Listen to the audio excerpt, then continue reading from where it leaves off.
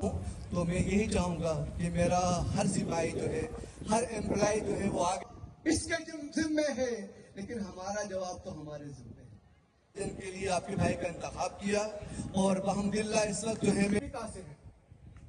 एक जमाना था कि डीआरजी हो कोई भी हो तो वो आपको की परवाज हमसे है। हम जामे कराची के वो मेहमान हैं जो जामे कराची वो घबराया नहीं करते। और लियाकत अली खान ने कहा था तो कुछ नहीं होता, कोई खतरे की बात नहीं है। फैसला करने का जरिया कौन है? वो एम्प्लॉइज हैं, वो ऑफिसर्स हैं। ता मेरे लिए है, अपने मामलात को अल्लाह से जोड़िए। जबानी जवाब तो कुछ नहीं होता। नौकरी जब जबानी से दो चार हैं, इजाफी हाउस सेलिंग नहीं दिया जा रहा, प्रमोशन की जगह। भाई कोई अगर ऐसा आदमी ये काम करे जिसको मैनेजमेंट